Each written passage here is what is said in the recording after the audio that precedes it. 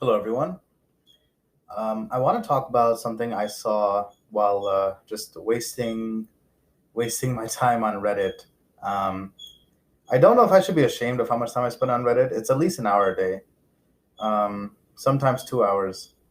But that's if I sort of fall down the rabbit hole of trying to like learn certain topics in depth, and then, you know, I don't know. I try to learn something technical, then I end up learning something about politics, and then end up in healthcare for a little bit, and then I don't know. I always end up just kind of learning about the Spanish American War or something. Um, so anyway, I was seeing some sort of question. Someone was asking about resumes, CVs. What are the difference? How long should a resume be? What to put on the resume? And uh, it it it was a very messy post. Not messy in the sense that it wasn't presented well. Like they did kind of structure in a way that they had specific questions, and they were in an order, but it was just um, there's no single train of thought, right? It's not one question. Like the title of the post is kind of one question, and then when you look at the body of the their post, it's multiple questions, right? So it was a little messy. So I just wanted to kind of give my 2 cents as to resume versus CV, and then how long should they be, and then ultimately what should go on them. uh it it depends based on where you are in life, but I will say this just very quickly. A resume should be 1 to 2 pages. If you're a recent college grad, I think if you have less than 5 years of experience, there's no reason your resume should be more than one page. And even then, I've seen people get away with one page resumes up to 10 years, even more. I know solutions architects at Amazon right now who they have like 20 years of experience, maybe 15 plus at least. I think it is 20 actually. I'm doing the math right now, and I have a specific architect in mind. I know a solutions architect. His resume is just one page, right? He has two or three job entries, and one job he was at for about a cool decade. That's one entry. Then another job he was at for about 2 to 3 years. That's another entry, and then the current job at Amazon. So that resume got him a lot of traction, got him a lot of interviews. So I don't think if you have less than 5 years of experience, one page is fine. Even 10 years, really, you can get away with it. It only really gets tricky, not just based on time, but also based on roles.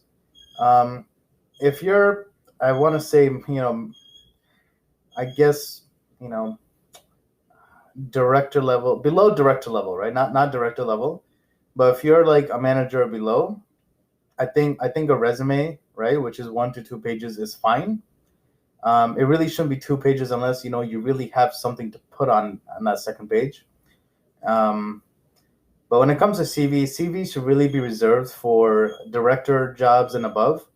So head of IT, director of the PMO, executive director of applications, stuff like that. C-level, VP, all that good stuff. That's where a CV comes into play. I have both. I have a one-page resume that I use as needed. Sometimes a recruiter will reach out to me, and I don't want to overwhelm them with information. So what I do is I send them a one-page resume just so they can kind of get to know me. And it just covers that one-page resume only covers my it mentions my education at like the very bottom, and then it mentions my C-level roles, but only my C-level roles. That's all I had space for. And then I have a CV that's about 4 to 5 pages. Um, so on that CV, I have a little bit of a summary in the beginning. Then I kind of have a section for skills. Then I go into my roles where all my C-level roles are sort of fleshed out. Like there is information, but then I only give honorable mentions to things that aren't C-level, right? So VP of Business Solutions Architecture, senior IT director here, director of IT there, regional manager here. I just mentioned the job title, the company, the city and state, and the years I was there, right? Like 2000 and this to 2000 that. Um, then let me actually. I had it up, and now let me just pull it up real quick so I can kind of finish my train of thought. So yeah, summary, career highlights, a section for skills, my C-level jobs. Those themselves actually take up 2.5 pages. Then I finished with just mentioning the last few jobs. Then I mentioned my education, and it's just a few lines for that. Executive MBA at this university, a master's at information systems at that university.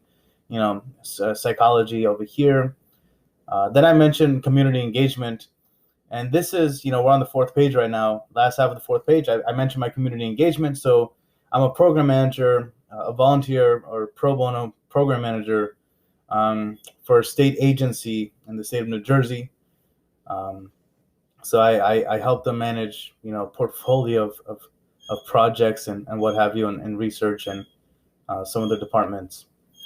And, then I'm also a community leader in the city of Paterson. So I actually, I have a program where I'm providing mentorship in the city of Paterson as well as the city of Newark. But we spend more time in Paterson. So that's why I kind of mentioned it in my CV. And then I'm also engaged at some universities, so I also mentioned that under my community engagement. And then I mentioned my technical skills. I did mention some skills earlier on the first page. Those really happen to be, sort of the agnostic skills, the ones that aren't really specific to tech. So strategic planning, program management, agile, business solutions, public administration, things like that. And then on the last page, I mentioned my technical skills, and then my affiliations, right? If I'm part of certain boards or professional groups, I like to mention it on the CV. So it is a little lengthy, but this is what I use when I'm applying to C-level or VP roles, anything that's kind of director and above. There are rare cases where I use it for like a manager job, like a senior IT manager or something, but that's because I've actually found some companies where they have a CIO, and then right away they just go into manager. There's no director or anything, so the manager sort of is, if they're right under the C-level, the scope of the job is large, and they're kind of equivalent to the sort of work a director or VP would be doing. So when it comes to resumes, I would really it should be one page. It could be 2 pages, but only if you have actual information, you have some data, some deliverables, projects, you have some hard figures. That's definitely important. People just kind of people sometimes just copy their job description or something from their, the job posting that they apply to. And then they put that on the resume and they think that's what people want. That's really not what they want. So just be intelligent and strategic with your resume. Keep it 1 to 2 pages, and don't worry about a CV or what it is. It's, CVs differ. People put it in different orders. Some of them include more information than I did or more categories. Some of them have fewer categories, and they're fine. There are people more senior than me whose CV is actually only 2 pages. I guess it's more of a resume at that point.